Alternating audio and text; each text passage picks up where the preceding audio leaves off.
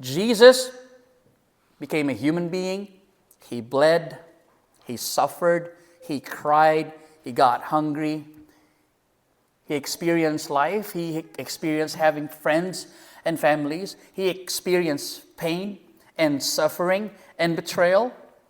Perhaps one of the most painful things he had to go through. But in verse 8, the Bible tells us God shows His love for us in that while we were still sinners, Christ died for us. He didn't have to, but He did. He came. He fulfilled the law. And if there's someone who has consistently and perfectly fulfilled the 10 commandments, plus the 600 plus articles in the Jewish law, it's Jesus Christ Himself. He lived a perfect life. But He was arrested.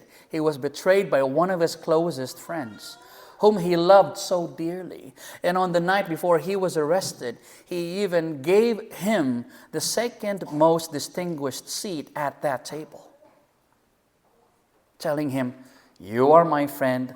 I love you. Please turn from your sin. Come to me." But He would not listen. And friends, a lot of our loved ones and friends are like that. Each morning, God wakes them up, giving them another day to live and hopefully to come to a realization that they once and for all need God. And some of them, they don't want to hear it. Some of them, they have somehow shown some interest, but they're not really that interested. And our hearts should be crying out for them, for their souls. These kids, good. They go to church. They learn in Sunday school. But it should not stop there. Parents, again, I'm like a broken record. I say this again and again and again. Discipleship is not the job of the pastor alone. It's the job of the parents themselves. And the elders too, the board members.